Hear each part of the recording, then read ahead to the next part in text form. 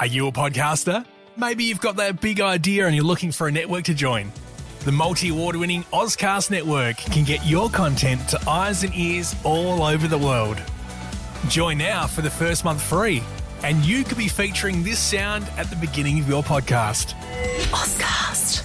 Simply head to ozcastnetwork.com for details. Negative Camber the Motorsport Show is proudly supported by Pro Karts Paraka, Red Mill Bakery, Moviesoft Trailer Hire, Enphase Microinverters, Radio Italia Uno, QuickBooks, and TD Racing. By being a racing driver means you are racing with other people. And if you no longer go for a gap that exists, you're no longer a racing driver. I race designed to win. It's time for Negative Camber. Down the inside, Hamilton sees it coming. It's a late lunge by Verstappen, who takes the lead of the race. If it's motorsport you want, then this is the place to be. All of the latest results, analysis and interviews. And a great start for car number 11. D'Alberto's got away beautifully at the start of the great race. Right now on Radio Italia Uno 87.6. And now it's time to introduce your hosts, Jamie Lemure and Lee Harrison. Hello everyone and welcome to another episode of Negative Camber, the motorsport show, proudly supporting Scuderia Ferrari Club Adelaide. I'm your host Jamie Lemure on what has been a miserably wet weekend here in Adelaide and what has also felt like an eternity in the studio. And sitting alongside me, resplendent in the very rare Jeff Gordon NASCAR 1998 jacket that I was able to source for him in my trip to Sydney, is none other than Lee Harrison.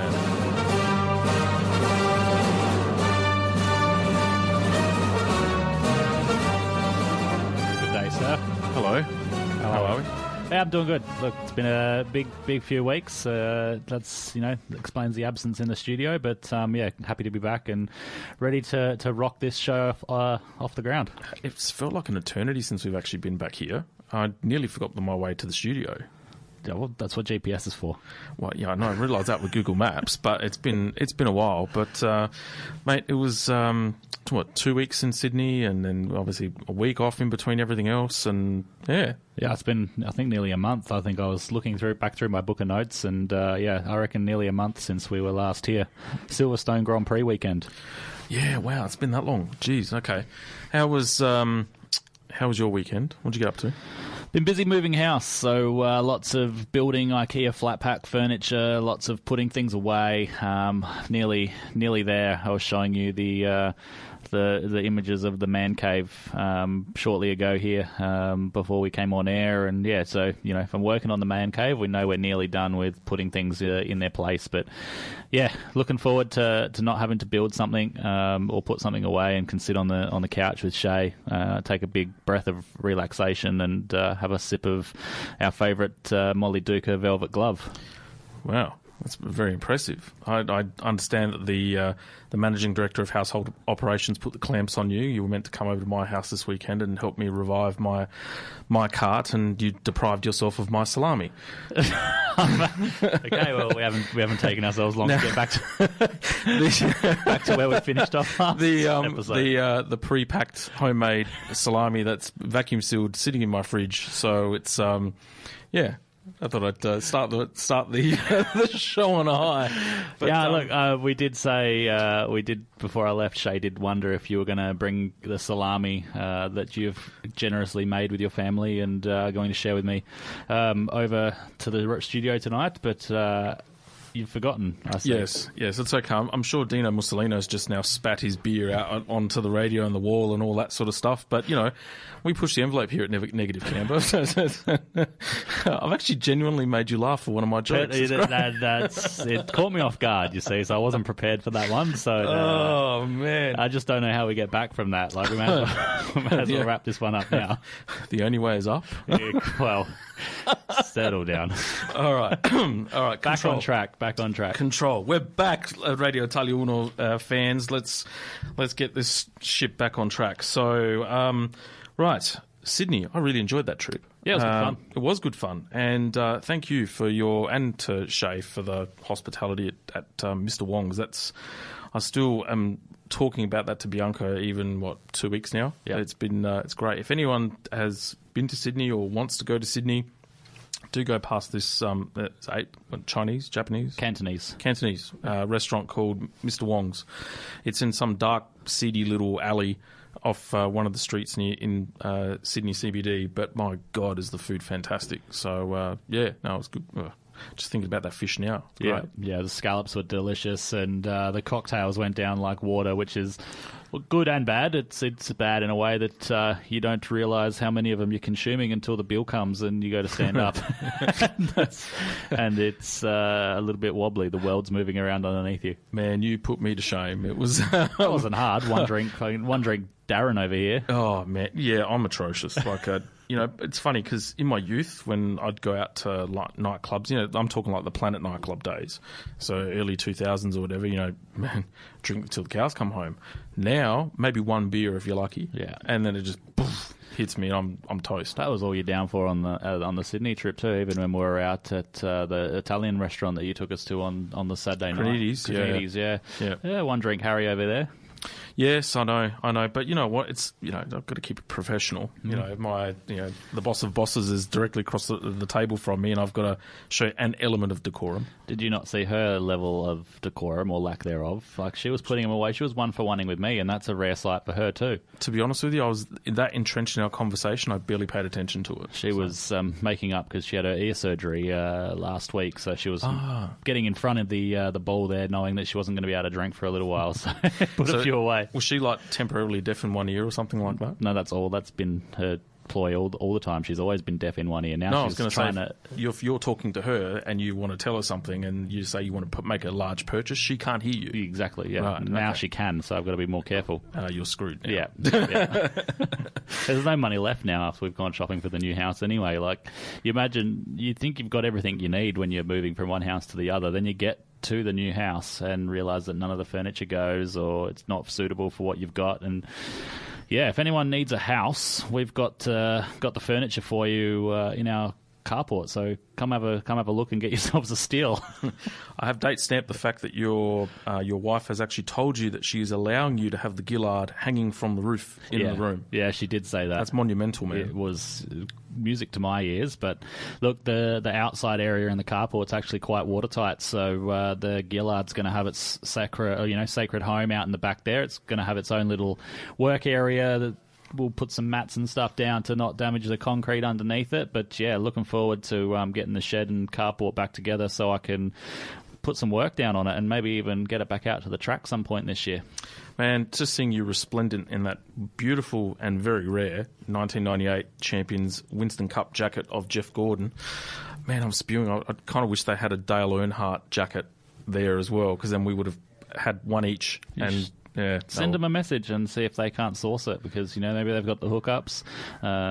But I can't even remember the name of the shop. I've got it on my own Instagram here. So good boy, Good Kid Collective. Shout out to them in Sydney. They hooked us up with this fine piece of apparel that I'm wearing right now. We'll chuck some photos up on the Instagram later tonight, or it'll be on the Instagram for those that are listening to the show in retrospect. You cannot forget to take that to Miami. No. This goes after this one wear. This goes up on the coat hanger, and if I go back to Miami, I'm going to take it with me, and I'll take it to Hendrick Motorsports, and I'll show the great man himself and see if I can't get a proper signature on it and get a photo of me sitting in his 1998 championship-winning car wearing it. I'm salty. I don't. Stop, please. Announcements. There's a few. We obviously with Scuderia Ferrari Club Adelaide announcements as well. Our Malalar hire kart race is officially sold out. We have a full grid of 16 karts, which is fantastic. So thank you, and plenty of new bodies that are actually coming on board and sampling what we do, and also clearly the track's a bit of a draw card as well.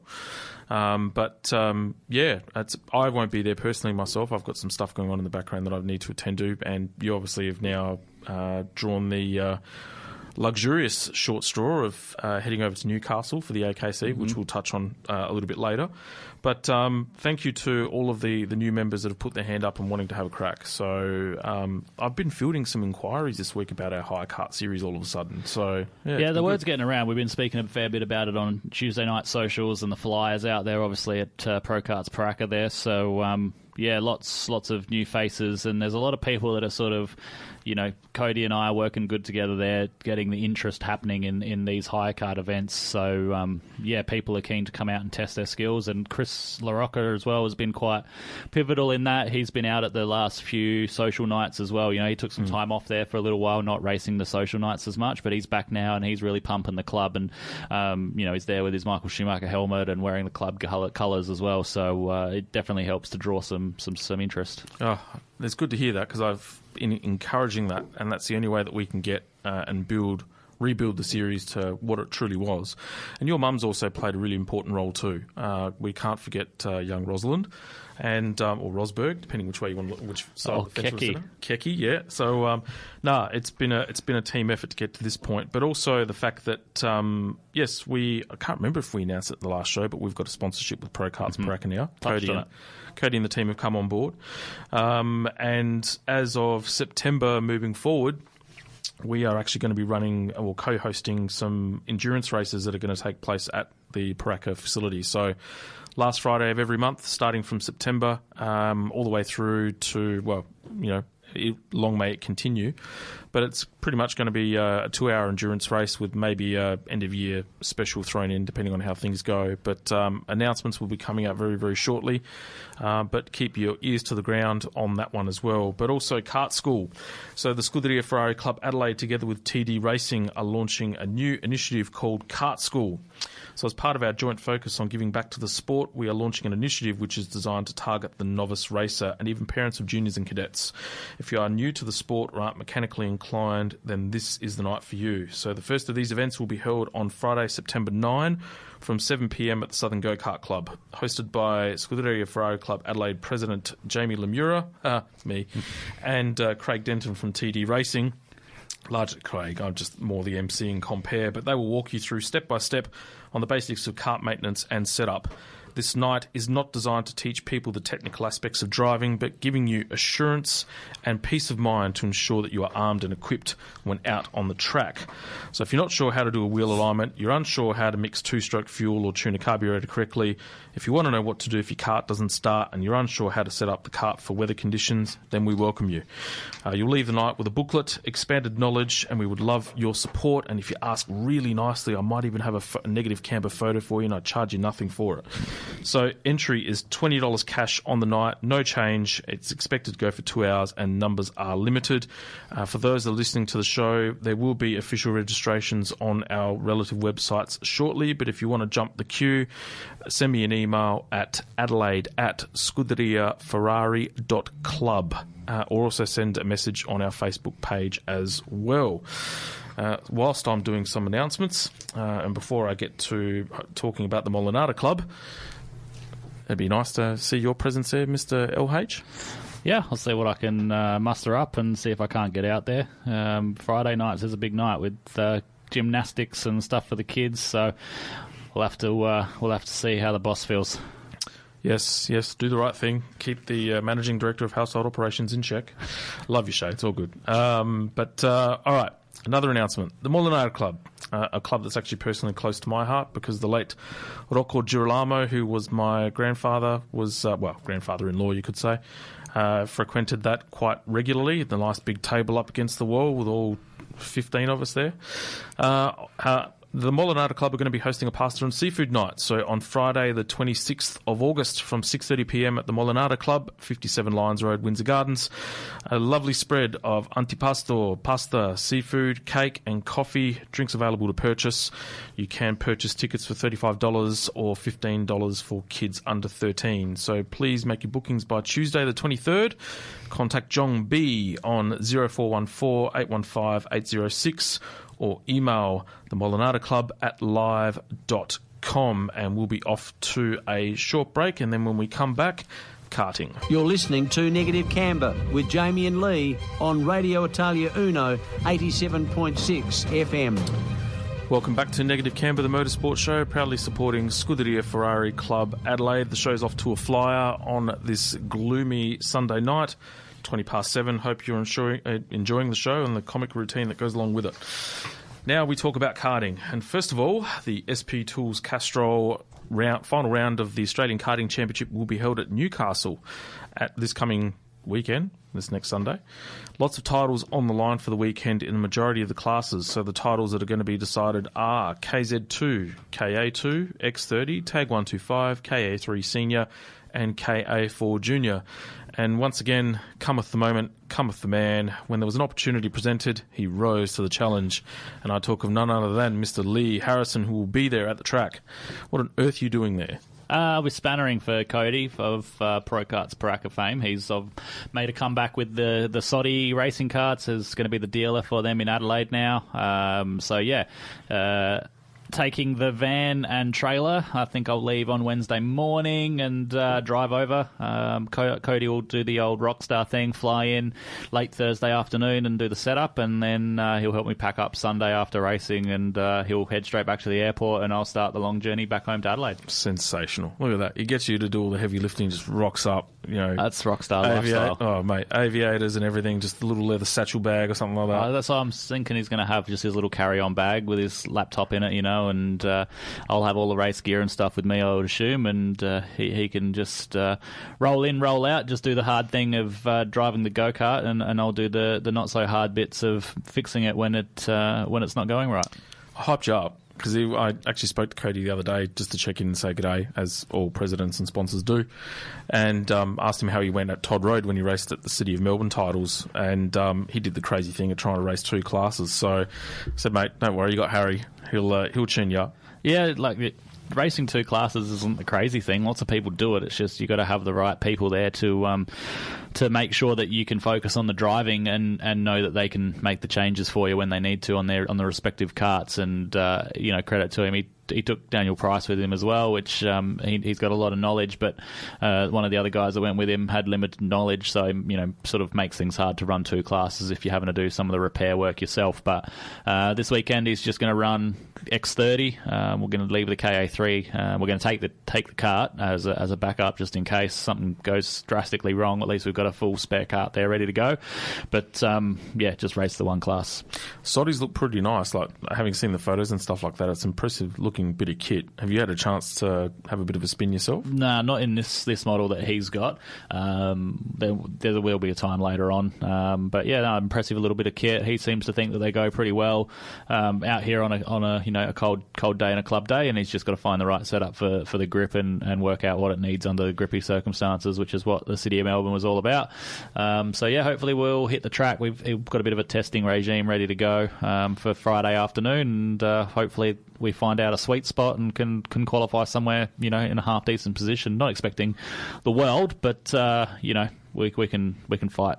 Well, Cody didn't disappoint himself considering his flirting between 2 classes at City of Melbourne, so there's no reason to suggest that he's got a bank of data behind him in terms of his own feel of the go-kart and what to expect. And there'll just be more Soddies there as well. Like the Soddy team will be there. So Johnny Grother from up in Queensland, he'll be there and be a good person to lean on with setup advice. And they run this chassis in KZ, so it goes pretty quick there. There's no reason why we can't get it to work in X30. Johnny Grother, was he the guy that used to be known as Chup Chup? Yeah. Right. Okay. Yep. All right. Gotcha. Yep. So, Newcastle, what's it like as a track? Don't know, never been there. Fantastic. Bit of undulation. It's got a couple of good curbs that you've got to sort of be aggressive on and get some sick photos. But yeah. Oh, yeah, that's right. That's one where the cars get up. Yeah. So, it should be interesting weekend. Like I said, I've never been there, so track walk Thursday afternoon will be good. And, we'll just see what we can do. Send me lots of photos, please. Video content. I'm frothing when I hear this stuff, man. We'll see how we go. See how much time we've got. See how many changes Cody wants to get onto. I'm like right now I feel like a racehorse that's done all its training and Melbourne Cup's approaching and I'm just ready to run out the gate. Probably jump before every other horse does and I'm race over. So you're pretty good terms with your next in line up the throne. So see if she'll give you the time off and you come over for the weekend. I'm hoping so. Yes, I'm hoping so. But yes, we shall see. But speaking of karting, Supercars. So the Zoocoins Australian Supercar Championship was run at Phillip Island last weekend with some of the most spontaneous and dramatic racing I'd seen in a long time. So I'm going to run through a bit of a spiel about some of the classes. We'll start with 250 International. So Going into the weekend, Geordie Ford, one of our previous guests, was settled at the top with a handy lead before a monumental engine failure ruled him out for the whole weekend. So this left the title to be contested between another one of our special guests, Ilya Harpus, and Gary Pegoraro. So Ilya was actually the faster driver over the weekend, but minor gremlins meant Gary had the upper hand going into the final, and the two engaged in a titanic battle for the race, which resulted in both of them actually making contact on the exit of MG Corner. So they raced at Phillip Island. I think I touched on that. But yes, Matt Bass won the race with Pegoraro coming through into second and taking the title. And yes, Ilya was subtly biting his tongue on that one, but he sort of showed me some bits and pieces about what his weekend was all about, which was really interesting, and Geordie was just spewing. So it's, yeah, to blow an engine like that and ruin your weekend, he did a good job. But 125 Open Gearbox, Neil Shembury took the title after a clean sweep throughout the weekend with comfortable victories in each heat. In the 250 National, we had David Salter proving that consistency and reliability is the key to a championship, finishing every race, whilst Michael Doherty and John Cashnan had DNFs hampering their weekend. In Stock Honda, South Australia's Jim Gorman, former president of Karting South Australia, came into the event with a very comfortable lead. However, an electrical mishap in the Heat 1 put his main rival Jeff Duckworth back into serious contention. But then Jeff in Heat 2 had his first ever engine failure, meaning Jim got a get-out-of-jail-free card and marched on to win the Australian Supercar Championship in the Stock Honda class. Rotax NGB Light, Sanuja Pereira looked to have the upper hand in Rotax Light, given that Phillip Island was his home track. But SA's Anthony Ormsby wasn't going down without a fight, the two engaging in an absorbing battle throughout the heats, playing cat and mouse with slipstream effect, whilst Pereira was having to come from behind in one of the heats as well, meaning that it all came down to the final, and he actually ended up winning the final, taking out the title by 0.02 of a second. So congratulations to him. Rotax NGB Heavy. So this championship came down to the final race with 4 drivers able to take the crown. We had a tight tussle between Patrick Ross and Colin McIntyre, which lasted all race, with South Australia's Brandon Stillwell getting himself involved in the battle as well. By the time they reached the line, it was Ross who was too strong, leaving McIntyre with no answers, and now Ross claims his Australian Supercar title in NGB Heavy. Sounds pretty cool. Phillip Island. Matt Hall was actually there on the weekend. I spoke to Matt earlier in the week, and he had a bit of trouble with his go-kart, but you know, they were reaching speeds in the light class of Rotax of about 160k an hour, I think it was, in some way, shape or form, and that was non-gearbox. So can just imagine what the 250s were doing going into turn 1 at PI. Yeah, they're fast. 250 International's fast. I could, deal with driving one of them around a track like PI, but I'm not sure how much chop the Rotax would be. I'd have to have a go in a supercar. It must be fun. They get some good numbers. But yeah, Pat Ross, good job by him. Fun fact about him is he started his go-karting journey at Pro Karts Paraka as well. He was one of our regular customers going back there sort of 7, 8 years ago. So yeah, good to see him having come through with, some driver training and stuff from way back in the day at Pro Karts to move into then driving in superkarts, and now he's an Australian champion. So just goes to show that no matter where or how little you start, you can make the most of it if you play your cards right. All starts with hire carts. It all starts. The gift that keeps on giving. Absolutely. Gift that keeps on giving. GM, how long have we got until we go to a break, by the way? Yeah, 5 minutes? All right. Do you want to take a trip around the world while we're doing it? Oh, I think around the world might be longer than 5 minutes, but we can give it a go. I don't know. We'll see. We'll give Mark a little bit of time to cue our intro.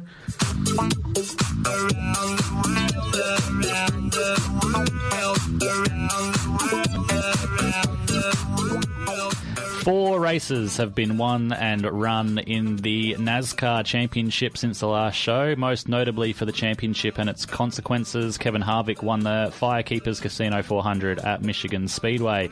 This locks him into the playoff picture and now sees Ryan Blaney, who sits about third overall in the series, but as he has not won a championship round, he's not locked into the playoffs. And Martin Truex Jr. sit on the edge of missing out should there be another surprise winner. In IndyCar, 5 races have been completed over 4 rounds of the NTT IndyCar Series. Scott McLaughlin has recorded a string of strong results and even some podium finishes along the way. Will Power has also stood on the podium in his Penske machine. In terms of championship changes, Will Power now leads the championship on 450 points. He's 6 points ahead of Scott Dixon, with Marcus Ericsson dropping to third, a further 6 points adrift of Dixon. With 3 races to go in the championship, McLaughlin sits 6th in the standings on 392 points. 3 rounds of FIA Formula E, with the conclusion to the chaotic New York E-Prix and the London E-Prix also taking place. The London E-Prix is rather a unique circuit in that it runs on part indoor, part outdoor track, with the pit lane and opening and closing corners of the lap being located inside the Excel Centre in London. Not a lot of change atop the leaderboard, with Van Dorn leading on 195 points, 21 points ahead of Mitch Evans on 174, who is a further 30 points ahead of third. I believe the final race of that championship has taken place late this afternoon in Seoul, and Stoffel was looking quite a shoe-in for the championship, but we'll check that fact and get back to them later on that one. In Formula 2, there has been 2 rounds of the championship completed before the summer break. In France, Liam Lawson and Ayumi Iwasa shared wins, while at Hungary it was Jack Doohan and Theo Pourchaire taking the wins. Felipe Drugovich continues to rack up consistent points finishes and still leads the standings. His lead has shrunk to 21 points over Pourchaire, with Logan Sargent 40 points behind Pourchaire. Jack Doohan is 9th on 88 points. 1 round of Formula 3 in Hungary, with Caio Collet and Alexander Smolja sharing the wins. Isaac Hadja and Victor Martins are tied in the standings on 104 points, with Arthur Leclerc in third on 95 points. Finishing around the world with WRC, 2 rallies have taken place as the drivers have raced across Estonia and Finland. Kalle Rovanperä and Ott Tänak shared the overall wins. Rovanperä leads the championship on 198 points, miles ahead of Ott Tänak on 104 and Thierry Neuville on 103 points. If you want any updates on any other forms of motorsport that you're a fan of listening out there, please feel free to get in touch with us, and I'll make sure we get some updates to you in the next show. Thank you, Mr. Harrison. You've done very, very well, and we'll forgive Mark for his little faux pas of our intro. He's rusty too, poor bugger. So, yes, but speaking of fans and supporters, just a bit of a shout-out and a big thank you for those that downloaded and viewed our latest podcast that came out during the week of Tim Murphy from T4. So, monumental numbers, both from a Spotify platform but also YouTube as well. So, appreciate the love, all positive feedback. But then also Tim was able to actually get some business out of it too. So never ever underestimate how good we are. No, I'm joking. But no, the power of the podcast and a positive platform as well. Because if we've got the ability to give back to the sport and other people can share their successes in their own ways, then everyone's winning. So props to Tim. He was a great guest and really enjoyed that chat. We are off to a break, and then when we come back, Formula One. You're listening to Negative Camber with Jamie and Lee on Radio Italia Uno 87.6 FM.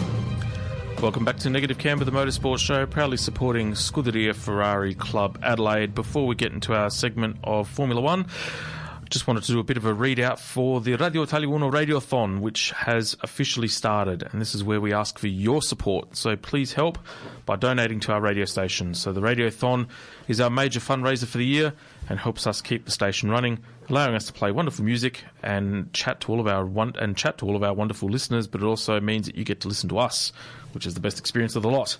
So do note, if I do say so myself. So to donate, please call us during our shows on 8212 3599. While you're on the phone, you may even ask us a question if you want to, and we can talk all things motorsport. So, or contact any of our presenters or committee members directly, or you can ring our office on 8212 3177. So your ongoing support is greatly appreciated. The Radio Italia Uno Radiothon, keeping Radio Italia Uno a part of your life. Now, Formula One. Man, has there been a bit to digest, my friend. It's been crazy. But July 24th was the circuit, Paul Ricard, the French Grand Prix, and we had the top 10 results, which were as follows. Max Verstappen was first, followed by Lewis Hamilton, George Russell.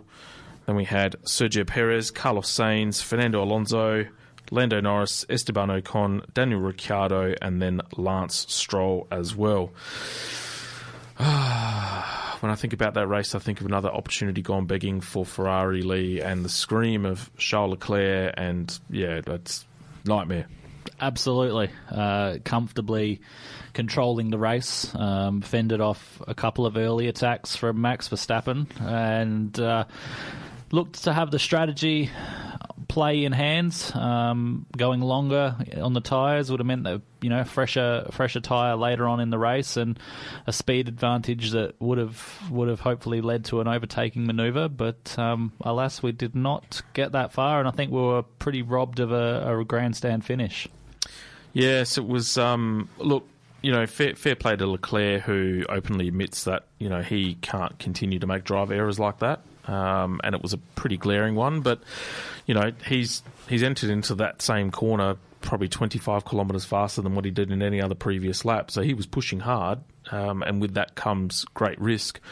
And the Ferrari this year is suits Leclerc's driving style in the respect that it's quite a loose rear end. It's quite tail happy, and like it happened at Imola, if you push the boundaries too much and she decides to break free, you're gone. Yep.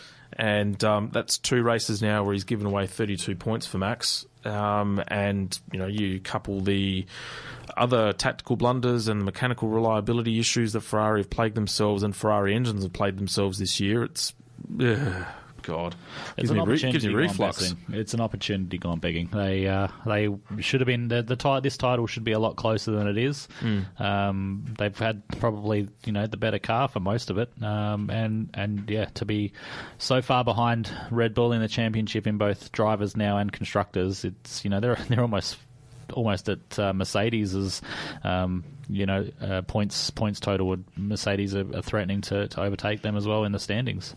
Title's gone. I'm calling it now. It's over. You know, which is such a shame, because, you know, some of the battles that Max and Charles have had this year has been sensational in terms of racecraft. Like, it's been great to watch. But, you know, you're halfway through a season and there's nearly a 100-point deficit. You know, and there's no Red Bull this year, outside of obviously a couple of little mechanical gremlins and a bit of a scare here or there. They're nowhere near at a point. You could go to a race confidently knowing that at least one will finish, and the one that probably won't finish will likely be Sergio, because it's just the way the cookie crumbles. Whereas Ferrari, you could almost bank on the fact that they'll give the race away. Yep. Yeah, absolutely. Yeah. Then Red Bull, you know, it's not over until it's over, but you don't see Red Bull fumbling this big of a lead so late in the championship. Ferrari would have to have everything go right and win every race on the run home after the summer break to even stand a half a chance. Yeah, and that's not going to happen. The way mind you, and that's the thing. Like, how many times? There's no guarantee that the car's even going to be this good next year. You know, so you've got a golden opportunity where and to be fair to them, they've come back from so far. If you go back 2 years ago compared to where they are now, there's no way even last year to this year would have thought, championship contention? No way. But, yeah, interesting to see what's going to happen in the second half of the year. But, you know, Charles has done that throughout his whole Ferrari career so far, and even in the Alfa Romeo, you'll get the odd driver error here or there, and you commend him for his skill, and he's driving better than what he's ever done in his career. But, you know, you've got to polish that up. Yeah, absolutely. And like you said, you know, there's no guarantee next year's car is going to be as good, and Mercedes are now starting to get on top of their car, and, you know, it might not be such a 2-horse race next year. It might be a 3-horse race. So, yeah, you've got more cars that you've got to beat, and... Yeah, like Red Bull have obviously turned the corner. They definitely didn't have the best car at the start of the year, but they do have a good one now, and I don't think that they'll have it it's such an easy way next year. Yeah, no, absolutely, I completely agree. But you know, even with Carlos, like, you know, with that tactical blunder as well, like, my God, like, you can't just not. Yeah, I just can't, for the life of me can't understand what the hell is going on. So, you know, like, he's driven. He was clearly the fastest driver for the whole weekend. He had pace to burn. Race pace was phenomenal. Still took... Yeah, comes out of the clouds, and that was a cheeky little Seb there coming out of the blue. But comes out of the clouds, and he's come from the rear of grid. He's passing Sergio Perez for third, and as he's making the overtake manoeuvre, which was a sensational overtaking manoeuvre, can I just say, they're calling him in to come into the pits with 10 laps to go. Yeah, of course. The thing that you hear on the broadcast is always a little bit delayed. It's a repeated message, but so during the overtake is not when they were calling him into box. But even if you look at his response, he was quite certain he was on the back of Perez and going to be ready to make a move with the way he said, "Not now, not now." But yeah, then they bring him in. Later on to serve his 5-second stop and go penalty, or stop go penalty, and put him on new tyres, effectively losing 30 odd seconds of track time. You're never going to make that up in the last 10 laps. He did a pretty solid job to still get back for 5th, but you would have thought maybe he had at least fourth, possibly even third, wrapped up with his 5-second penalty for the unsafe release. Yeah, incredible. Mind-boggling, and it gets better. It gets better. We haven't even covered Hungary yet, but Mercedes, gradual improvements in performance as well. They're certainly slowly starting to claw a deficit back. Clearly, the title races are gone, at least from a driver's perspective, but through tenacity and reliability and consistency between both drivers now that the ledgers are starting to become a lot more equal. I wouldn't be surprised with the way Ferrari are going at the moment that Mercedes end up finishing second in the Constructors' Championship this year. Yeah, they're just there to... I wouldn't say that these are, pace-driven results. They're there to pick up the pieces. You look, Sainz probably should have finished further up. Leclerc definitely should have finished further up in France. So you would imagine that given a normal, race going as it should have been... Hamilton and Russell are still 4th and 5th at best. I don't see them as a consistent podium finishing car yet, but they're definitely... it's starting to become more than track specific now. We've had France and a couple of other tracks where their cars have different styles of tracks where their car has been quite competitive and competitive enough where they can pick up the pieces, competitive enough that they're probably on par with Perez. So yeah, they're definitely starting to get a hang of it. Still lots of swings backwards and forwards. It seems it takes them a few sessions to get up to speed. But yeah, it's like I said, it could be a 3-horse race next year if they continue to make their gradual improvements and we see a big shift in the summer break and over this year's winter. Yes, absolutely. And then obviously the other big takeaway from that race was the teams that were questioning the safety motives behind the proposed floor changes that the FIA are going to roll out as well. So governing body's been under heavy fire in 2022 and for 2023 because between 5 and 8 undisclosed teams preparing to rebel against the FIA over their proposed changes to the floor regulations that will come into effect for next season. So in addition to the clampdown on the so-called flexi floors from the Belgian Grand Prix, namely targeting Red Bull and Ferrari apparently, it's also been decided that the FIA will mandate a 25mm raising of the floor edges, a raising of the underfloor diffuser throat, more stringent lateral floor deflection tests, and the use of a more accurate sensor to measure bouncing. So this is on the grounds of safety to eliminate the bouncing or the porpoising, and so the rule changes can pass without the need of support from teams. But the series of measures has, however, already drawn a backlash from squads who are unhappy about the extent of the expensive changes, which they feel are unnecessary, with the porpoising problem appearing to be more under control in recent races. So it's actually understood that the core team of outfits, believed to include Ferrari, Red Bull, Alfa, Haas and Williams, all pushing for an alternative solution, with some questioning whether the FIA's claims about it being a safety matter are actually legitimate. Easy to hide behind the word safety to swing the ball in a different direction. Yeah, interesting to know which team's pushing it the most, but I don't think it takes, I think a blind man can even see that one. So that was the French Grand Prix, and then in between Hungary, we had this.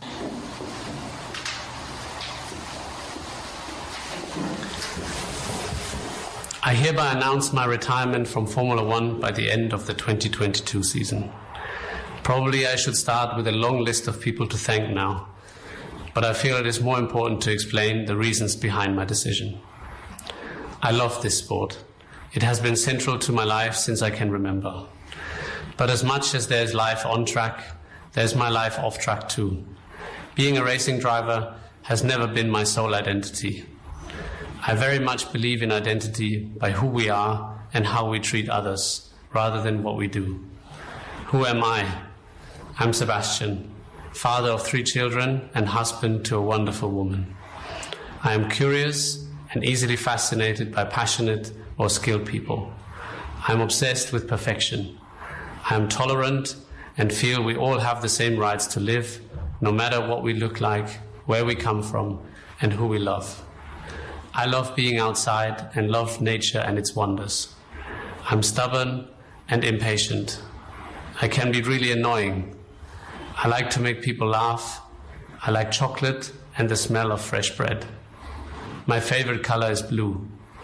I believe in change and progress and that every little bit makes a difference. I am an optimist and I believe people are good. Next to racing, I have grown a family and I love being around them. I have grown other interests outside Formula One. My passion for racing and Formula One comes with lots of time spent away from them and takes a lot of energy. Committing to my passion the way I did and the way I think it is right does no longer go side by side with my wish to be a great father and husband. The energy it takes to become one with the car and the team, to chase perfection, takes focus and commitment. My goals have shifted from winning races and fighting for championships to seeing my children grow, passing on my values, helping them up when they fall, listening to them when they need me, not having to say goodbye, and most importantly, being able to learn from them and let them inspire me. Children are our future. Further, I feel there is so much to explore and learn about life and about myself. Speaking of the future, I feel we live in very decisive times, and how we all shape these next years will determine our lives. My passion comes with certain aspects that I've learned to dislike. They might be solved in the future, but the will to apply that change has to grow much, much stronger and has to be leading to action today. Talk is not enough, and we cannot afford to wait. There is no alternative. The race is underway. My best race? Still to come. I believe in moving forwards and moving on. Time is a one-way street, and I want to go with the times. Looking back is only going to slow you down. I look forward to race down unknown tracks, and I will be finding new challenges. The marks I left on track will stay until time and rain will wash them away. New ones will be put down. Tomorrow belongs to those shaping today. The next corner is in good hands, as the new generation has already turned in. I believe there is still a race to win. Farewell, and thanks for letting me share the track with you. I loved every bit of it. And that will go down as probably the greatest retirement speech ever in the history of retirement speeches. So, Seb, I salute you, my friend. You're like your German spirit animal. That's all I can say, because I love chocolate. I love bread, or the smell of hot bread. I can be annoying. I love to make people laugh. And we both drive really damn well. Well, but how's the like you were just saying off air there, the social media, outages that he's gone through the whole of his career. Never had an Instagram, never had a Facebook, anything like that. Loads one up, and then that's the first thing to drop on there. Like, what a way to do it, and what a beautiful message. And obviously he's serious about his activism that he's doing on the side, and that's become more important than spending time with his own family. Has become more important than traveling with the Formula One circus, which he's done so well for so many years. Yeah, absolutely. And look, if I don't mention this, I'll get shot. But the first I heard of this was from a Matteo Biscotti Mahar, right, otherwise known as Biscuits, who sent me a message saying, "Mate, have you just heard, boom, all of a sudden ESPN comes out and he goes, I don't have Instagram, can you find it? And I actually found it, and that's when I saw it for the first time. I'm like, wow. So thank you, Biscuits, for breaking the news to me on Negative Camber. I really appreciate it, and there you go. You've had your 5 minutes of glory. Thank you. It was obviously, speculated in France that it was going to happen. There was some words and some phrases used that he doesn't normally use, but to come out and drop the bomb like that just before the Hungarian Grand Prix, it definitely kicked the Formula One silly season into overdrive right before the summer break. Mate, and we haven't even touched on that yet. So speaking of break and mid-season breaks, we'll be off to a break, and then when we come back, we'll review the Hungarian Grand Prix.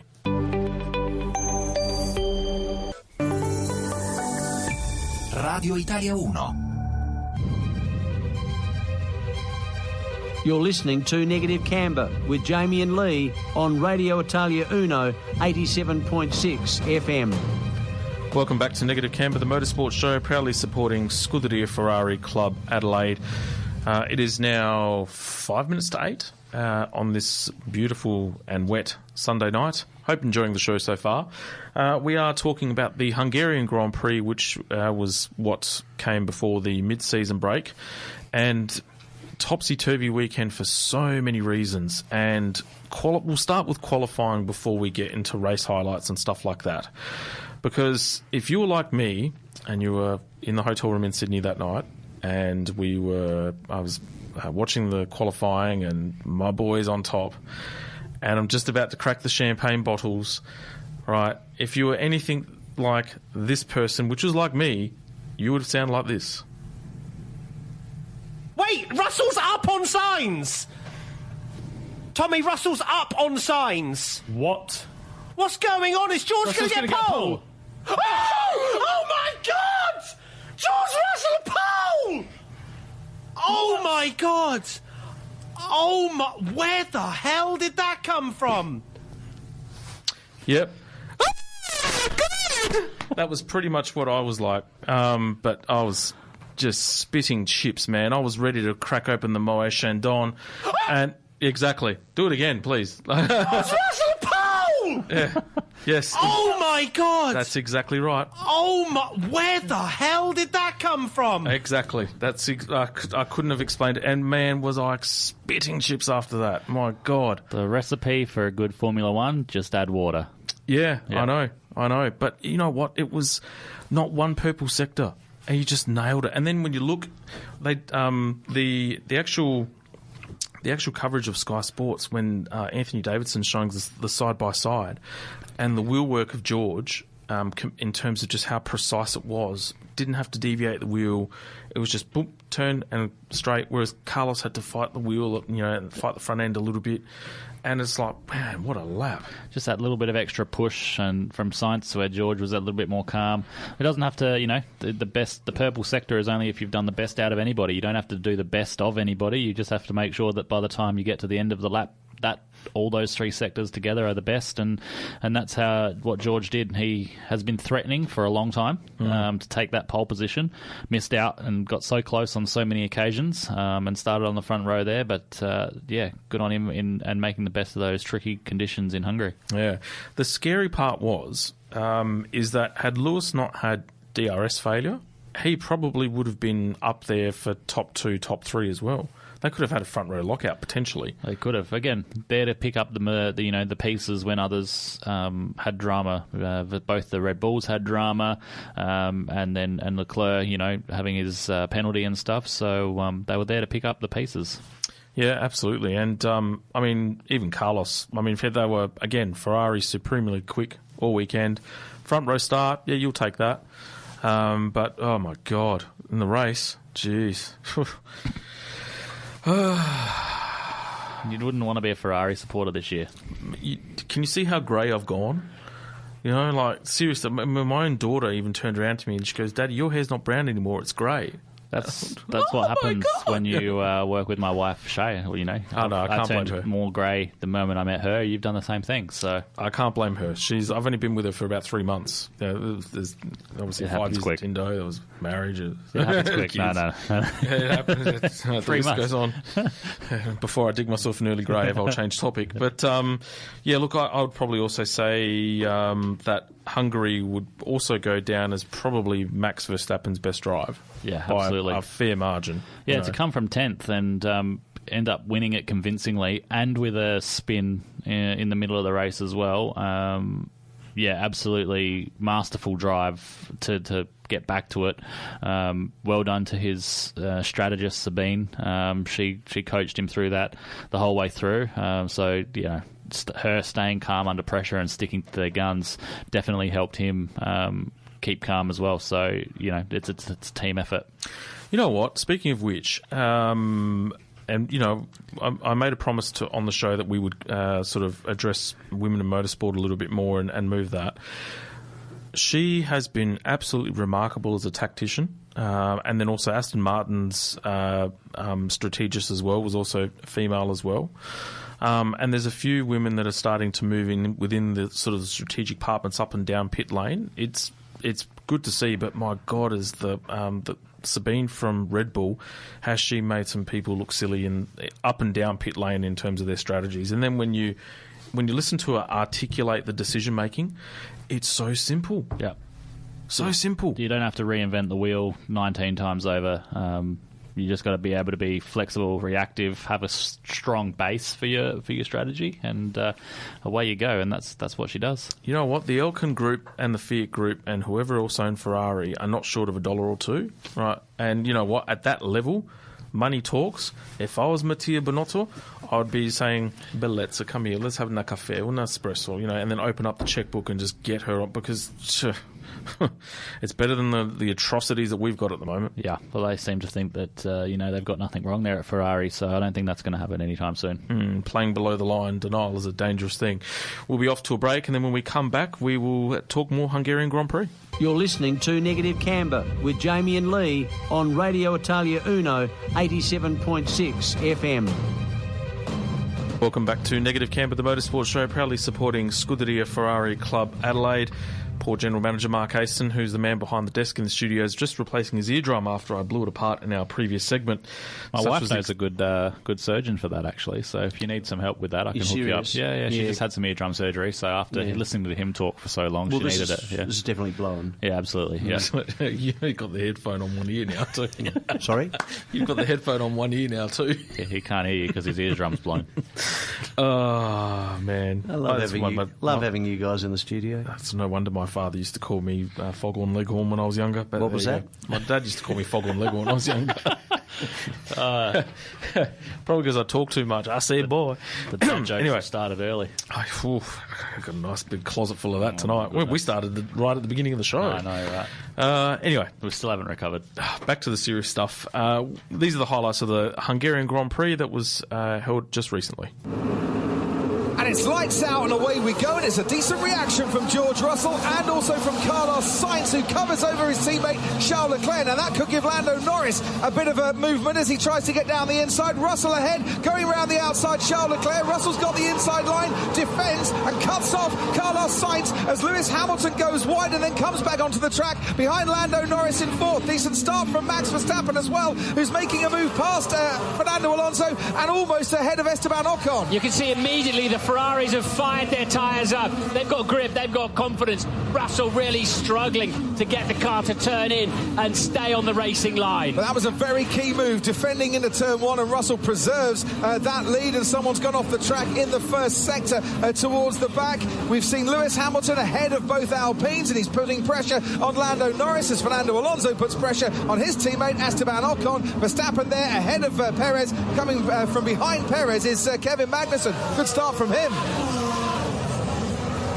Now down the inside goes Max Verstappen on Esteban Ocon. We've seen these two tangle in the past. That was a lovely clean move. Under braking from Max Verstappen. Damage to other cars, but damage limitation for Verstappen here. And that was fabulous. But there's Sergio Perez and Esteban Ocon. We've seen one Red Bull pass an Alpine, and there's another Red Bull going past the Alpine. Perez puts himself up into 8th. Hamilton takes a slightly wider line through that final corner, but look how they can run so much more closely for so much longer during the course of this year. But Hamilton wants to be ahead of Lando Norris, and he gets the move done into that first turn. Lovely move there. Norris is going to be under pressure now from Verstappen, heading down into turn 2. Hamilton is pulling away. Verstappen's got ahead of Lando Norris, who didn't have the DRS. The two behind him did. An extra 16 kilometres an hour really helped and made all the difference. As Charles Leclerc stops. Leclerc inherited the lead of this race when George Russell made his stop. No one's really interested at Red Bull. Well, Adrian Newey and Christian Horner aren't in that Ferrari pit stop. 2.9 seconds. Russell comes now down towards turn 1 and ahead of Charles Leclerc. But here's crucial for Ferrari. Leclerc, by carrying on for a few more laps, is ahead of his teammate Carlos Sainz. We're only on lap 30 of this race so far.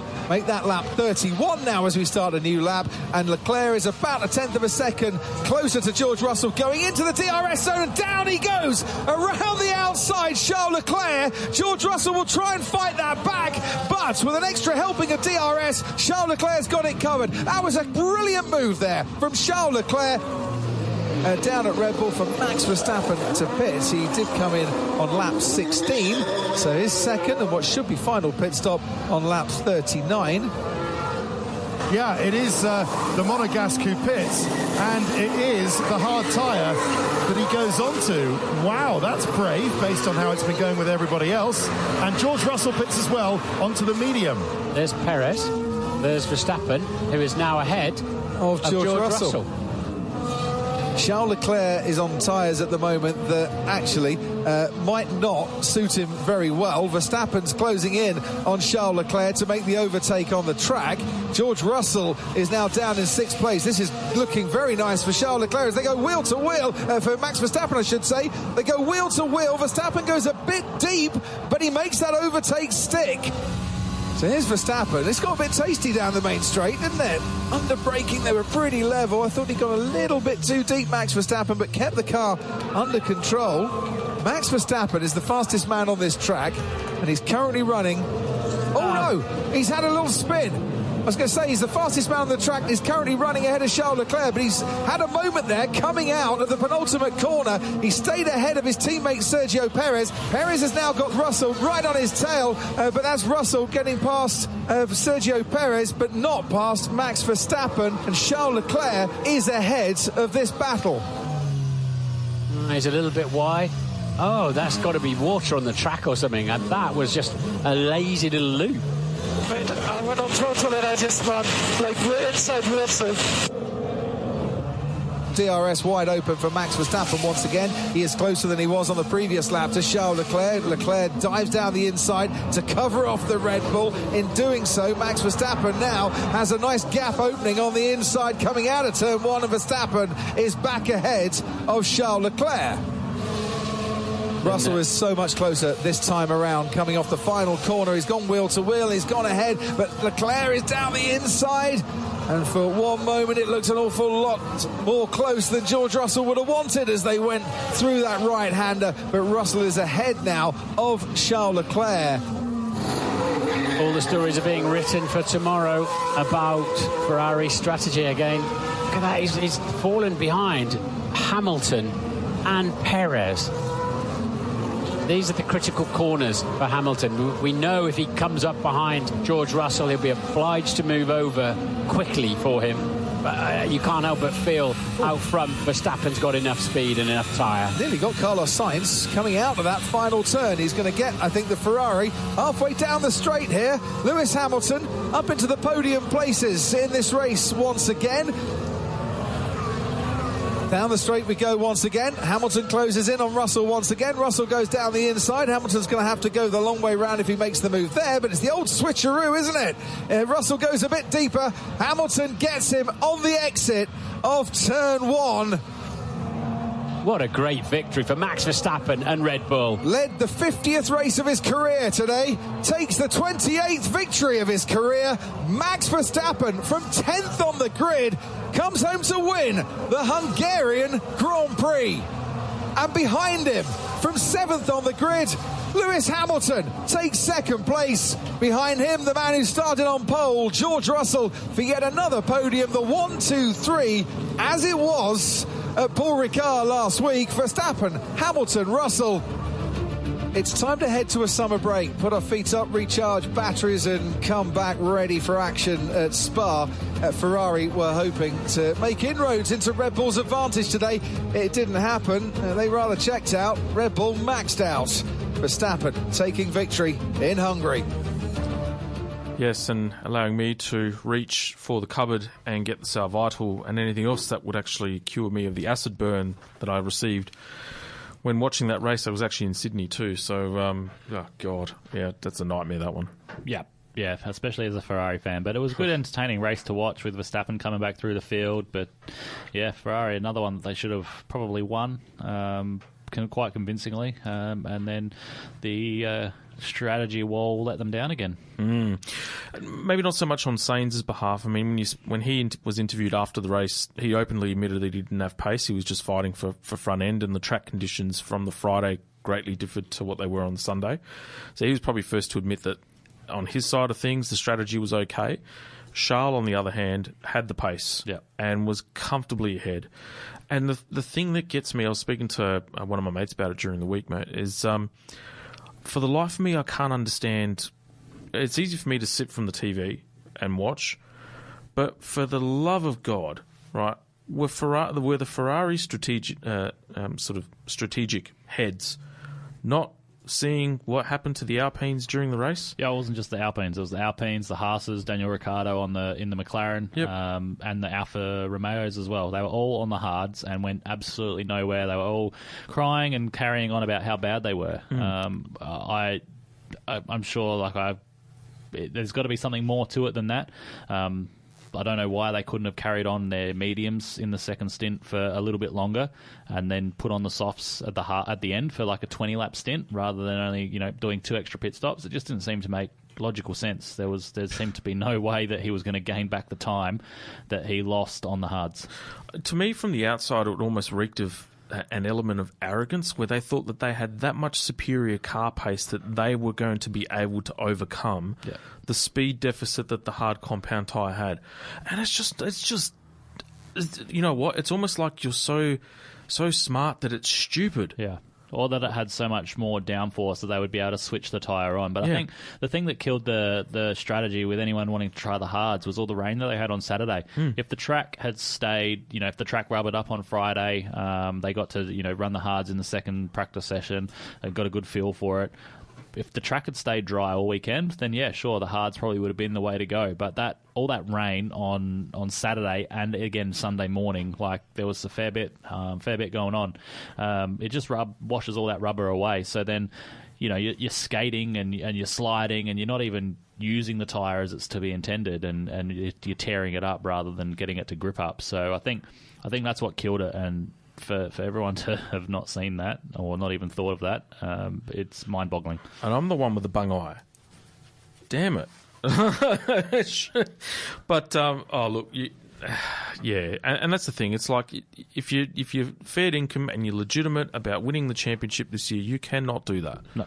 You're the best car on the grid, right? Arguably. And Red Bull are laughing all the way to the bank because the title should have been closer than what it was. I'm just getting too fired up about it. So it's just... Anyway... Time to support a new team. No, never. I can't betray Team Red. Speaking of new team, well, actually, before we get to that, we'll talk about Vettel's drive from last to 10th. Actually hides the true pace of what the Aston Martin's actually got. If they got their Saturday act together, both cars, they shouldn't be starting towards the rear of the grid and then having to show pace to get to 10th. Yep. You know, they're a top 10 car. Absolutely. You know, so don't know what's going on there and what causes that conundrum, but by gee, they'd want to get their act together as well in the second half of the season too. So, yeah. Ricardo as well struggled with the hards, like we said, but his double overtake on, I think it was... Vettel and Ocon. I was actually no, both Alpines. It was both Alpines. Was both it? There Alpines, you go. Both Alpines getting robbed by Ricardo there. That was if anyone ever doubted that his racing nous had gone, I think that really showed that he still has what it takes to be able to win races and battle with the best of them. That was a classy overtake, and it was unfortunate that he couldn't keep hold of that advantage that he'd gained. You know, McLaren and Alpine are in a pretty decent fight there for whatever it is, 4th or 5th in the championship. So, yeah, that would have been good for McLaren. But as it sits, it's still headed in Alpine's favour there. Yeah, and that's the thing with Danny Rick. It's been that sort of season for him where he pulls out a cracking overtaking manoeuvre like that, but then proceeds to then hit Stroll and then have a collision with another car later in the race and drops him out of the points, and he's finishing towards the rear of the field. Bung dead last of the lead lap runners or whatever it was. Yep. So, well, and then of course Toto Wolff claims that the DRS problem in Hungary actually potentially cost Lewis Hamilton the chance of a win. So again, ifs, buts and maybes. Race pace would suggest that he was certainly potentially quick enough to at least have a crack. Yeah. But he's 5 consecutive podium finishes now for him, and obviously George Russell finishing up there as well. So Mercedes are starting to get some momentum, and it's going to be very interesting to see what these changes are going to do to the cars at Spa when they come back from their mid-season break, whether there's been impact and that type of thing as well, because both Red Bull and Ferrari throughout the whole year this year have been on their game in the development race as well. Absolutely, and Haas have brought some good Ferrari-like updates as well, so if they get their heads around some more of their updates on the summer break, it should bolster their chances at a track like Spa as well, which is, it's more aerodynamically aggressive despite the flowing nature of it. Speaking of getting our heads around it, so that was the Hungarian Grand Prix, and we all thought we were going in for a mid-season break. Then it just all turned to calamity. So it all starts like this, and jump in whenever you want to, mate, because for me to try and piece it all together. So 2 days, I think, after, all of a sudden Aston Martin come out with an announcement that Fernando Alonso has now signed a multi-year deal to drive for Aston Martin, replacing Sebastian Vettel, which was extremely quick for the turnaround. And ironically enough, earlier in the year, I distinctly remember that Fernando was being chased by Aston Martin. So the turnaround, and it's like, wow, that must have been the greatest contract negotiation of all time, unless the Stroll family brought in Fort Knox and said, Fernando, take a pick how much you want. So that's that. And then all of a sudden, it's prompted Alpine to fill me in on the rest. Yeah, so let's start with Alonso. I would say that it'll be interesting to see what the deal's worth. Obviously, the fact that it is multi-year and that Aston Martin don't necessarily have a junior feeder program where there's a bunch of young whippersnappers nipping at his feet is very, very appealing. He was on a single-year renewal with Alpine, and then everyone knew the plan was to bring Piastri in anyway. That cue announcement of Alonso to Alpine. Alpine announce Piastri. Piastri turns around and says, I'm not driving for Alpine next year. Cue the rumours of where's Piastri going to drive, and it's headed down the path that Piastri is going to take Ricciardo's seat at McLaren, and then all the rumours turned into Ricciardo may end up back at Alpine, which we know he left 2 years ago when it was still Renault, when he was on that mega contract. So, look, it's a bit of a messy situation. It's dizzy. For Piastri to come out so aggressively the way he did, using the wording that he did on his Instagram post, means there's definitely a deal signed. Somewhere. You would not say use the words and the terminology that you used if you were trying to keep a bridge alive. So yeah, I would say that there's definitely something somewhere. The fact that it hasn't been lodged with the Formula One contract board means that it's not really done, signed, sealed and delivered yet, because as soon as those deals are done and contracts are in place with drivers, those contracts get sealed and sent to the contracts board with only a summary of the contract being opened. So yeah, it's quite messy. A lot still to play out in the next couple of weeks of the summer break. Like I said, I don't think that McLaren's a positive step for Piastri. I think it's not really an upward step. He'd probably be would have been better staying with Alpine. Logically, it would have made more sense if he was going to somewhere like AlphaTauri with his connections to Porsche through Webber, who now have a connection to Red Bull, who again has a connection to Webber, with Webber being Piastri's manager. That seemed to be a bit more of a path that made more sense. Could have replaced Tsunoda. I don't see a pathway of promotion for Tsunoda, and Red Bull are going to need someone once Sergio decides to hang up the boots. So, yeah, it's quite messy. Like I said, a lot to play out still in the next couple of weeks. It'll be interesting to see where all the puzzle pieces fall and the dominoes lay out. Yeah, it's I mean, what has Oscar done to himself in terms of his own personal brand now? Because his reputation would be I mean, can you imagine if he, like Alpine, lodge an appeal in the courts and it goes to the Supreme Court and Alpine win, and therefore Piastri is now a designated driver within the Alpine team?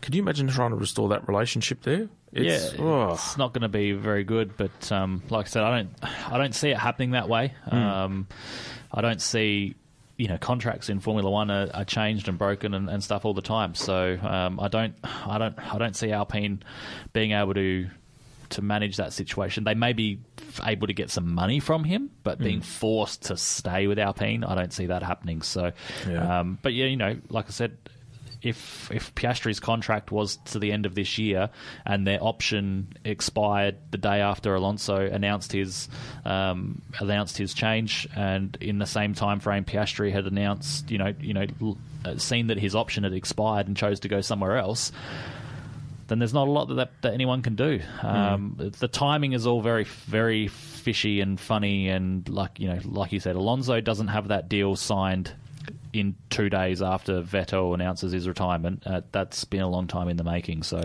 there's Alonso's a wily old fox as well. So knowing that he had the chance to pressure Alpine into a bit of a sticky situation, he would have known when Oscar's option expired. I'm sure he would have had chats with Oscar about what Oscar was going to do. So yeah, let's see how it all falls into place. Very, very interesting. I tell you what, it's what a way to start your mid-season break. We haven't even scratched the surface yet. So yeah, we'll have to wait and see what happens when the teams come back to Belgium, and we'll be off to another break. And then when we come back, we'll be talking V8 Supercars. You're listening to Negative Camber with Jamie and Lee on Radio Italia Uno 87.6 FM. Welcome back to Negative Camber, the motorsport show, proudly supporting Scuderia Ferrari Club Adelaide. Hope you're enjoying the show. It's quickly gone. Well, it's gone past very, very quickly. But now we talk about V8 Supercars. And before we do a review of The Bend, which was the last event held, I've purchased my tickets to the Adelaide 500. I'm very excited. I somehow actually managed to land the same seat roughly and the same block as to when I used to go. So I'm on the Barry Sheen pit straight. Got my pit pass as well, so I'm good to go. You're all over it. Like a wet blanket. I dare say I'll be in the vicinity somewhere. I'm hoping that our good friend Matt Biscuits Ma has got his mum, affectionately known as Ticket Master, onto it, and we will be sitting in the same spot. So yeah, we'll see what happens. Barry Sheen Pit Straight, Section F. Get onto it. I couldn't tell you what section it is, but we're on the Barry Sheen Pit Straight also, and normally sit just underneath the gum tree-ish. Oh, okay. Yep, I know where you are. Yeah. But it's very interesting because there was an article that I came across the other week, which was brought to me by one of our loyal listeners, And it actually raised a very different perspective in regards to the actual concert lineups and stuff like that. So the article pretty much stated that effectively that the concert acts that are going to be held at the Adelaide 500 this year are very skewed towards male dominant. I wouldn't even say skewed. I wouldn't even say skewed. Yeah, I would say of the announcements made, there is one act that is female, and there is one act that is of native country people. Now, before our listeners turn around and say that we're all woke, I don't even know what woke is. Woke for me is like the past participle of waking up. Yeah. The way I look at it is this.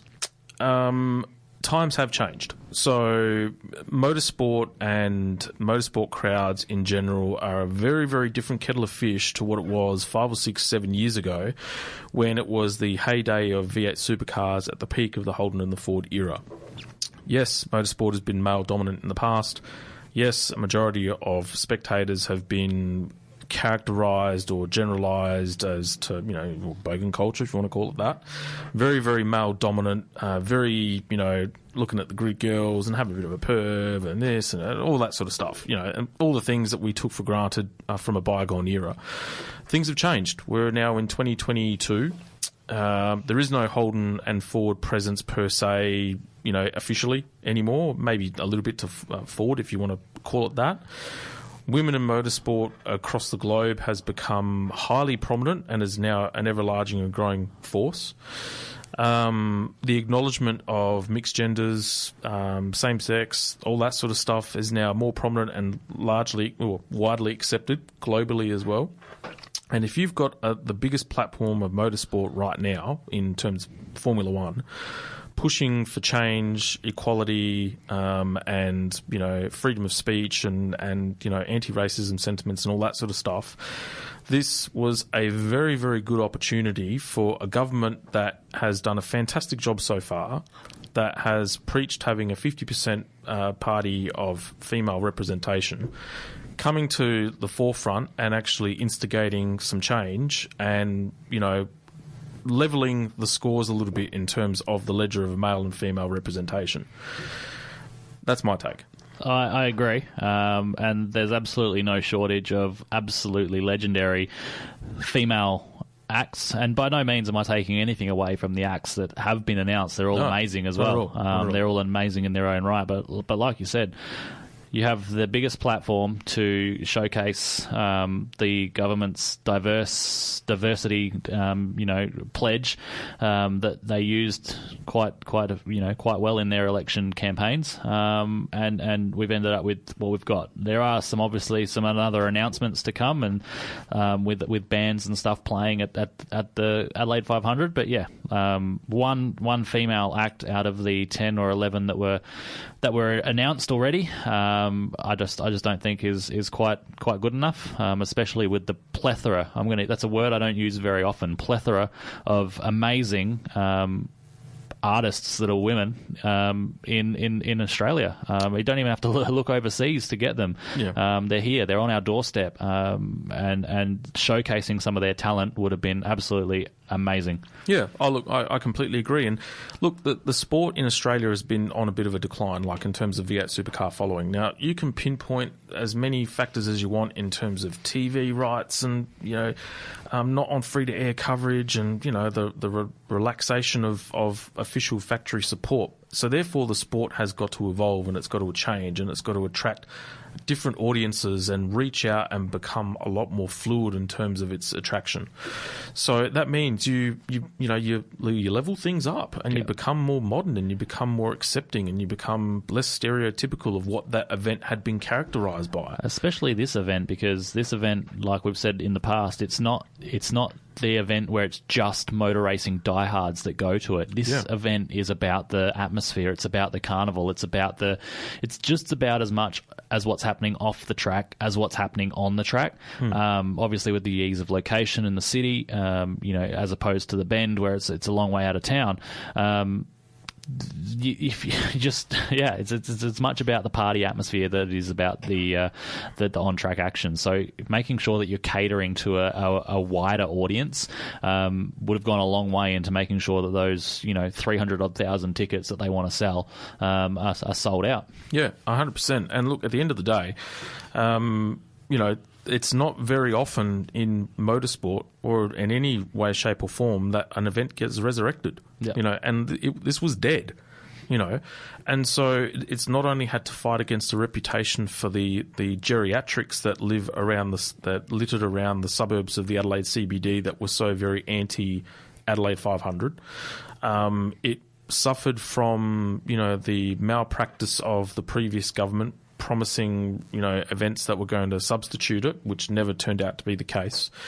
This is the perfect opportunity to not only, one, support the event, and from the ticket allocation that I've seen so far, it's going to sell out. Yeah. This is the perfect opportunity to make this exactly what you said. It's not only the biggest race of the V8 Supercars calendar outside of the Bathurst 1000, which is, the Holy Grail.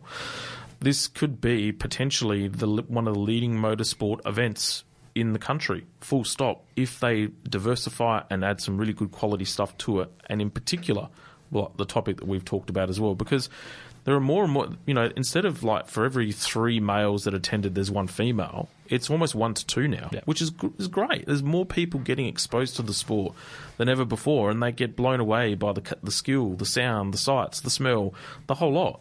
And guess what? These what it's doing is it's enticing and inspiring women to get into the sport. Yeah. And when, just as well as I, you're out on the grid, the visors are down, everyone looks exactly the same.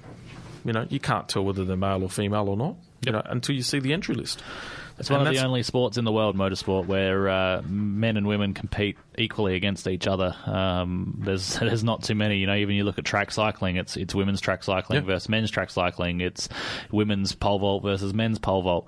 Whereas motorsport, it's motorsport.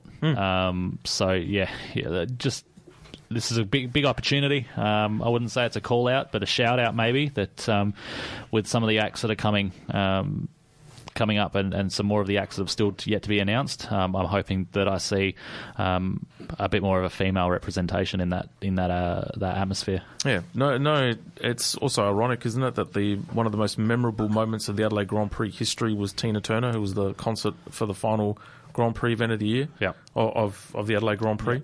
Tina Turner. Yeah, so they.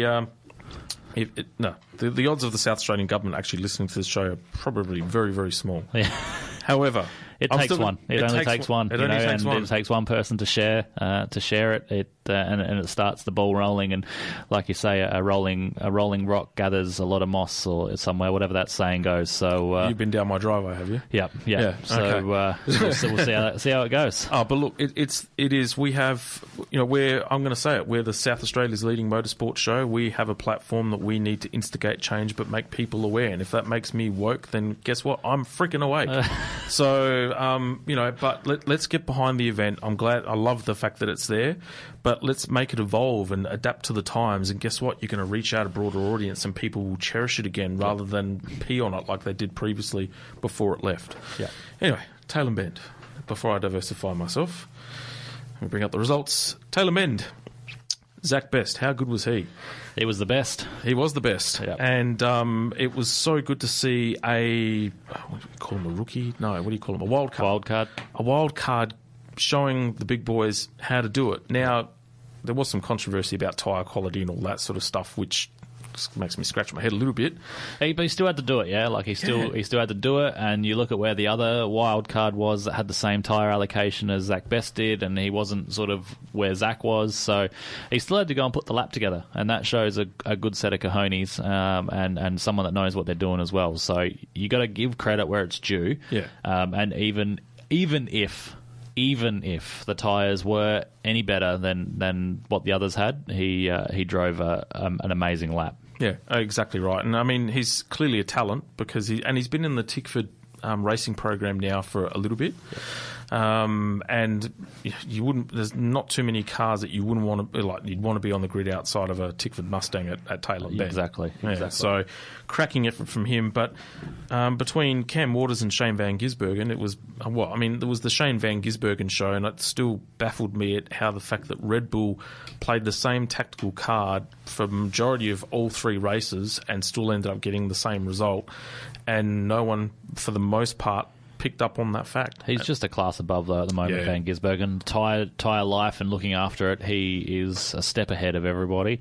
Everyone's got the pace to take it to him in the starting there, in the first few laps. But yeah, he keeps his tyre life, goes longer than anybody. He's done that in quite a few races this year as well, gone longer and had the tyre advantage at the end of the race. But masterclass. And that first few laps of that wet race, that was amazing. Yeah. Well, outside of your gripe that you had about the safety car and all that sort of stuff, a little rant at Mr. Wong's. If only I had the phone to record it. But look, it's his title to lose, isn't it? Unless something catastrophic happens at Bathurst, that's what we're all hoping and praying, because I really want the title to come to Adelaide. It'd be amazing if the title comes down to the wire at Adelaide, but something's really got to go wrong for us to get that crescendo. Yes, well, he's hoping. Well, we're hoping that for Shane Van Gisbergen's sake that doesn't end up being the case, but he is hoping that for the sake of us greedy spectators here at the Adelaide 500, something catastrophic does happen and brings the title closer together. We'll be off to a break, and then when we come back, we'll quickly review the MotoGP. You're listening to Negative Camber with Jamie and Lee on Radio Italia Uno 87.6 FM. Welcome back to Negative Camber, the motorsport show, proudly supporting Scuderia Ferrari Club Adelaide. We hope you're enjoying the show. We're near the end of the show. It's actually crept up on us quite quickly. Before we enter into our final segments, I wanted to quickly touch on the MotoGP. So we had the recent MotoGP event in Silverstone. I'll read out the top 10 results. Winner, Francesco Bagnaia. 2, Maverick Vinales. 3, Jack Miller. 4, Ennio Bastianini. 5, Jorge Martin. 6, Miguel Oliveira. 7th, Alex Rins. 8th, Fabio Quartararo. 9th, Alexis Spargaro. And 10th, Matteo Bezzecchi. Some talking points on that. Bagnaia right back in the title fight with Espargaro. So with Fabio hitting problems as well, that win has brought him back within 40 points of the title race, which is awesome. But again, another Leclerc. He's been the bike about 3 or 4 races, a couple that haven't been his fault. It shouldn't be the fact that he's having to make that deficit, but he's clearly been the standout rider this year. Absolutely. Like you said, it's another championship that's gone, gotten further away from riders than it should have had. It's going to take Quartararo to make some mistakes for Bagnaia to really get back into it. Even if Quartararo finishes second in every single race from here to the end of the season, Bagnaia's got to win them all. So it's still a big fight, but that's we've seen Quartararo make some mistakes this season. Fingers crossed it crescendos nicely. Yeah, I think it's the best thing that could have happened was Bagnaia riding the race that he did, and for Quartararo to have that, and even Alexis Spargaro had that trouble as well. Yep. So, and now all it's going to take is one or two wins in a race like that for Quartararo again, and we're bang on the money. Yep. Another thing that actually came up was very quickly was just how much the crowds were down at Silverstone this year, 30% compared to the previous year. And so there was some factors that they brought up. There's obviously a looming recession that's going to hit globally, cost of living crisis in the UK because of COVID, etc. as well. Apparently the ticket prices were astronomical this year. And then you've also got the no Marquez and no Rossi as well. Yep. Now, to put the Rossi effect into it, over the weekend last year at Silverstone, even though it was his final ride in the UK, so that's obviously boosted it a little bit, 146,000 spectators they had over 3 days last year. Mm-hmm. This year they were barely 16,000 on race day. Yep. And you could tell. Yep. And not only that, so the Silverstone or the British Racing Drivers Club not water their grass in the middle of summer. It looked like a paddock out there. Yeah, it's obviously they've come just off the back of the Formula One as well, so there's been those few weeks in between. A lot of the paint's been stripped off of the grass. yeah, you know, as well the tickets, like everyone's just been to the Formula One, and there's not the Netflix effect as well on MotoGP, which is struggling. But I think the two key points that you mentioned there was no Marquez and no Rossi, and I think that goes to show a lot of fans sitting and watching at home rather than wanting to see their favourite rider in the grandstands. Yeah, and that's the thing. It's like Dorna should have seen this coming to a large extent, but they haven't gotten over the Rossi effect. And look, admittedly, it's going to take time, but they know that they've got some massive work to do, not only from a broadcast rights perspective around some parts of Europe, because apparently that it's through different pay. It's only subscription only in the UK, in particular. But they also haven't got a really sort of high-profile British rider, whereas in the past they had Cal Crutchlow and all that sort of stuff, whereas now it's all really sort of Spanish, Italian riders at the moment that are dominating. And they haven't got a solid backup to Marc Marquez, which shows, you know, they got over their succession plan to the Rossi factor was Marc Marquez. But with both of them out, it's like who's next? Sort of Jack sort of falls into that category as the larrikin that everyone loves to love, but he's not the massive draw card that someone like a Rossi or a Marquez is, and unfortunately neither are people like Bagnaia or Espargaro or Quartararo even is not.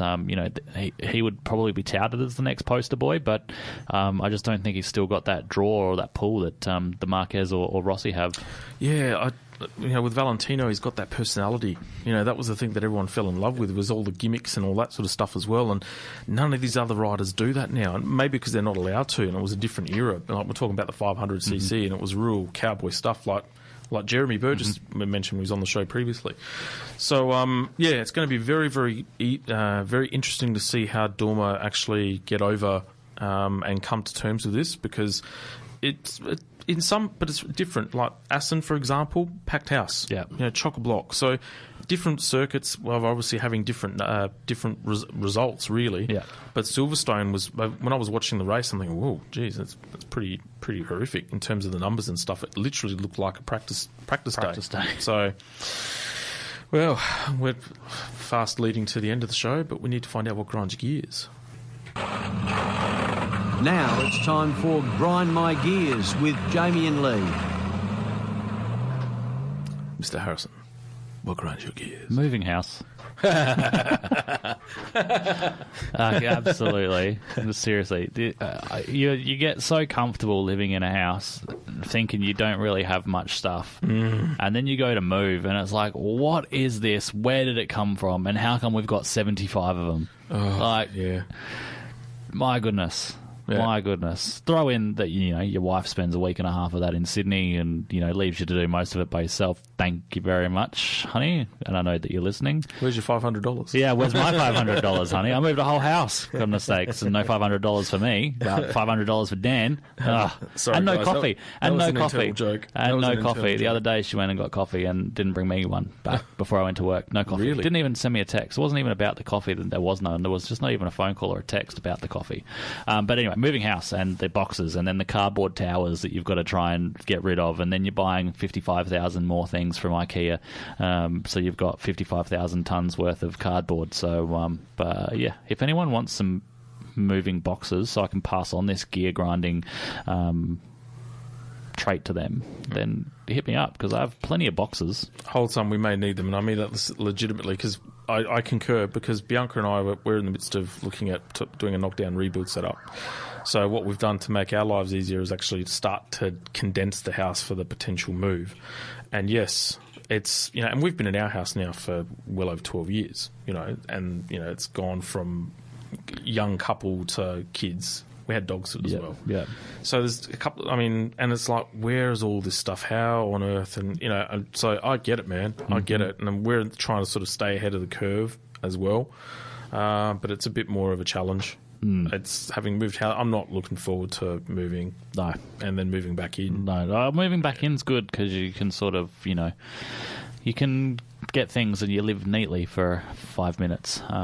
But yeah, I'm the only thing that's exciting me about our new house is my little man cave, which is quite nice. So that is good. I look forward to having my little whiskey set up in there and having a quiet glass outside of everyone else's view. Oh, the whiskey setup. Why don't you just walk around with your little Arabian cap and robe while you're at it? I will. Yeah, you would.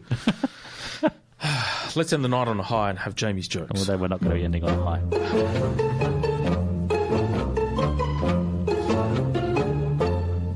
Now it's time for Jamie's joke of the week. Let's get ready to laugh our socks off. You know that the show is gaining some notoriety for the joke section when my wife wanted to contribute to the show tonight. Oh. So shout out to B. Love you, Dale. Are you going to actually tell me which joke is hers? Because it'd be funny if the joke that is hers, that she contributed, I laugh at, whereas I tend to bang my head against the microphone for all of your jokes. This could be a blind test. I'll start it first. But now I know which one it is. Yeah, but that's okay. Hey, mate, the best joke of the night was the one that I laid on you right at the beginning. Impromptu. Caught me off guard. It did. You made you laugh. You and your salami caught me off guard. You love my salami. Anyway, last night I had a dream I was a muffler and woke up exhausted.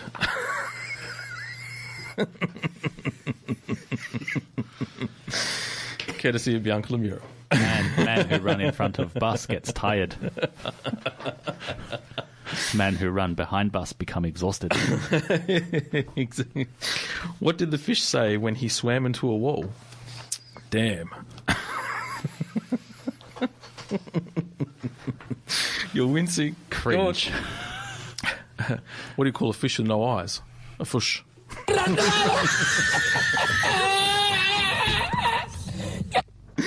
I love that one. That's great. Not the fish joke, the guy laughing.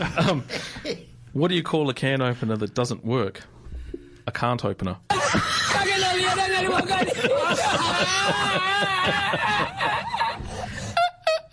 That's funny, isn't it? There are 3 types of people in the world. Those who can count and those who can't. Do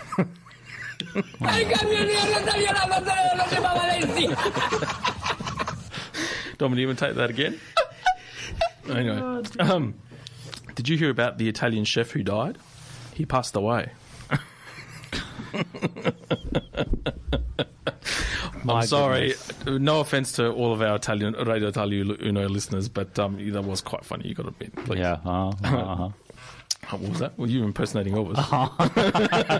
Yeah, I was. It was my best go. The wheels have really fallen. The time out of the studio has been bad for you. Like, the wheels have absolutely fallen off. Oh my God! I snorted on radio. That's the funniest thing you've done all night. It's funnier than your jokes. Pardon? All right, compose, please. Didn't know little Goldilocks let the 3 pigs in the room. Shut up. I sold my vacuum the other day. All it was doing was collecting dust. Oh my goodness. You almost sound like the guy on the clip here. Roll it one more time. Oh, I haven't got it. All right, and the final one. He collapsed. He's gone. I'll probably do it too. The last one for the night. I'm going to end it on a high. Mm-hmm. 2 windmills are standing on a wind farm. One asks, "What's your favourite type of music?" The other says, "I'm a big metal fan." Oh my goodness. How do they get worse? How did they get progressively worse? I don't know. You're out of control. Oh God. I'm crying. I'm crying. You've gone. I'm more impressed about your Elvis.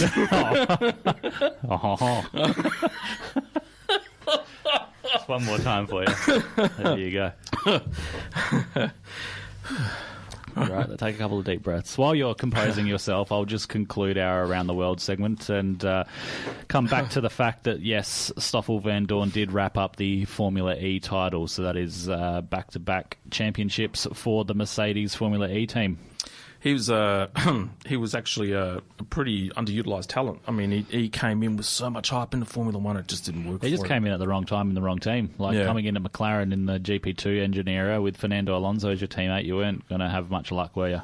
Yeah, exactly. And when Honda were at their lowest ebb as well. So that's us. We're done. I have no energy left. I'm spent. The race is completed. Yeah, the race is completed. All right. I have I feel more exhausted now than when I did racing karts. That's because you had a dream about being a muffler. Yeah, exactly. Being exhausted. So that's it for us tonight, folks. Hope you enjoyed the Negative Camber comedy routine. We've had plenty of fun and lots of fun delivering it for you as well. So, yes, by all means, send your messages to Peter Malinauskas. Tell him that there needs to be some more female representation on there. Start a campaign. Do it on LinkedIn. Even. Change.org. Yeah. Changethejokes.org. But yes, we'll be back hopefully soon, in probably the next couple of weeks, I think. And providing Mark wants us back. I don't know. From where we started to where we finished tonight, I think we might be cut. Where do we go from here? But yeah, we've had lots of fun delivering it to you anyway. And enjoy the rest of your night. Stay safe, and we'll speak to you soon. Good night, everyone.